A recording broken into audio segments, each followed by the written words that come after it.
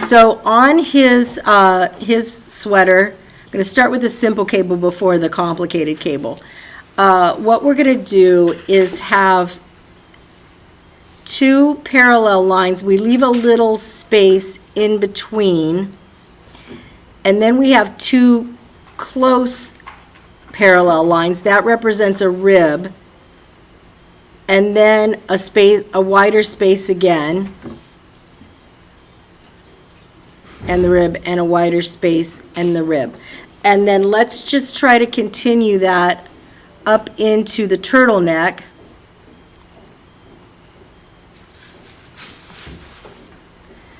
And of course, everything's, if you use a ruler, it's not going to look, lived in.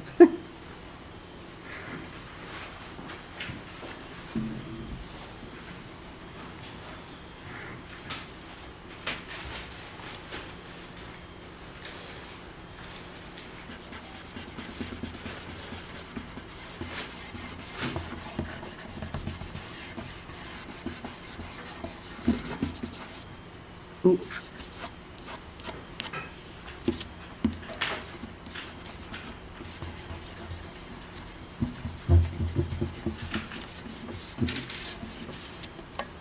Okay, now in between the area where the wider line is, let me show you a cable, an example out of a magazine of cable knit, and then the way I do it.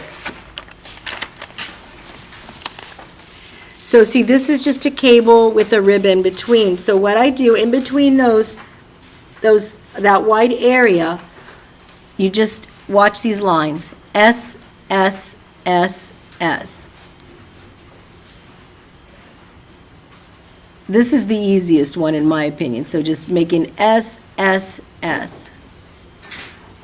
Can you see what I'm doing, everybody? Could you see it? Shall I do it again? So it's just S, S, S. So just make these S shapes. And you can see here, can you see that? Where I've taken a pencil and kind of traced that S shape so you can see that. So that's why I'm doing this. So S, S, S. So do that with your pencils. And basically we can only fit about 3 rows of cable in this little area of sweater. This is going to save us some time tonight having these smaller areas to render.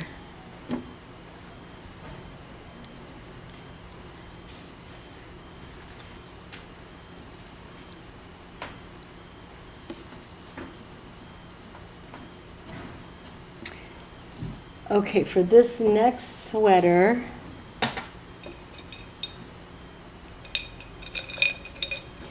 I'm going to use a green pencil so you can see what I'm doing. I think it'll show up a little better if I can find it. Green pencil. And you guys go ahead and use a brown pencil. Use your sepia pencil. But I think this green might. Maybe it'll show up a little better. I'm going to use a green. I'm going to use a green marker too. Okay, so this is just going to be regular knit stitch on the guy next to him. All right, so for a regular knit stitch, I do this. So here's an example of a regular knit stitch. And here is can you see that picture? If I hold it up like that, does it show? Okay, let me see. And then here is, here's the best example of the knit stitch. All right, so these are just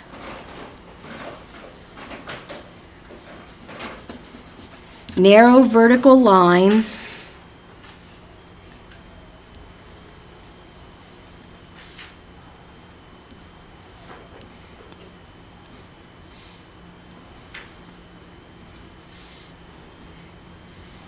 A lot of the textures that we're doing tonight have vertical lines. If we do corduroy, it also has these vertical lines. But then what I try to do, and it's small, I try to make little V, it's like a little V shape in between each one of the lines to represent the knit stitch. So little V shapes, kind of back and forth, V shapes. What color pencil did you tell us you used? Brown? Well, yeah, you can use, you guys can use whatever you want. But you could use brown if you want, because this is going to be sort of a, I think we're going to use our pumpkin marker and try to do a pumpkin suede jacket. But I've got a green one. I thought it might show up, and I'm going to do a green sweater. I think it'll show up here a little better. So trying to put little V's in between those.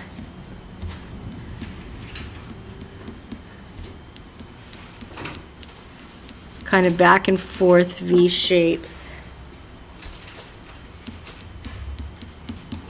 I might have to dab a little more rubber cement on his fur. I hit it and rolled it off with my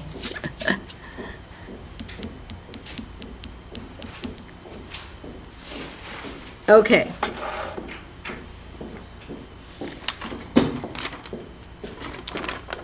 Now the shaker knit, I'm trying to remember if I have a good example to show.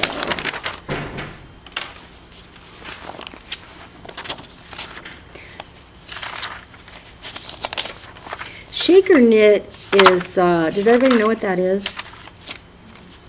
It's sort of, here. It's like the closest thing to a tweedy knit that it's almost like it has little slubs of garbage in it. Like where the sheep was sleeping and there's a little bit of straw. And it's almost like, so it's a tweedy looking knit. So to represent that, I'll show you the versions that I've done and see what you think. You can do it with paint or with pencil. I make just kind of wiggly lines, and then I go back with the paint and we'll add like the little slubs and some other little wiggly lines.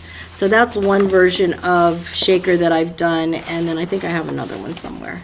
Here, this was another, it's actually same color, oddly enough, that I was trying to do sort of a shaker knit combined with rib. All right, I will do that when, I think I'll use the brown pencil on this shaker knit. And so what I'm going to do, like I said, you could, let's go ahead, I gave him a V-neck. Let's put rib in the V-neck. So I'm just doing vertical lines in the V-neck. So I'll have a rib V-neck there. And then they're just going to be kind of like lost and found. What are you drawing on? Oh, am I off the camera? Okay, let me move it over. Okay, so what I did was I put rib up here on the V-neck, so these are just evenly spaced vertical lines. Okay, then for the shaker knit, they're going to be like wiggly, lost and found lines. They're not even, they're just kind of random, these wiggly, lost and found. And we'll do the same with the white paint. We'll kind of put in some wiggly white lines and some little dots, or what would be the flecks of the shaker knit. So it's just kind of, instead of these smooth lines, they're not. They're wiggly and uneven.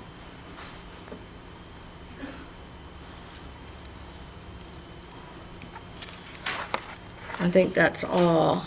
Okay, so we did rib, that's our cable, our knit stitch, and our shaker knit, and I think that's all we're going to try to do little representations of. Okay, so I'm going to put these down, and next we're going to need the white paint. So I've got to get a little white paint out.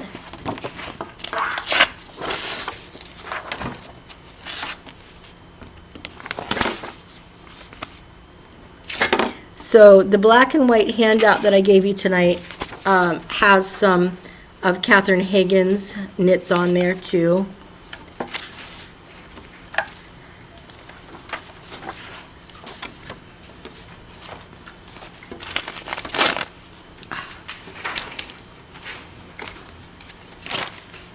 that old reference, didn't I? Okay, so getting out some white paint.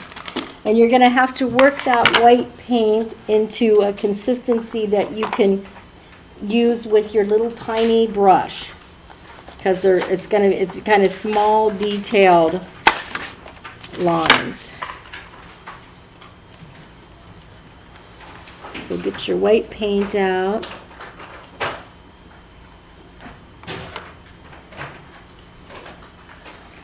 Add some water to get it to a consistency that you can work it with your tiny little brush.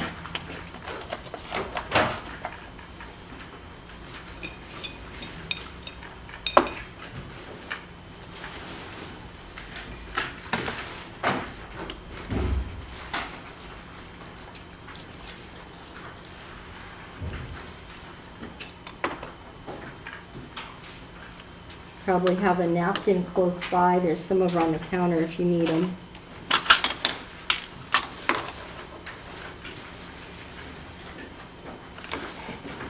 Oh, I'm going to stop the recording.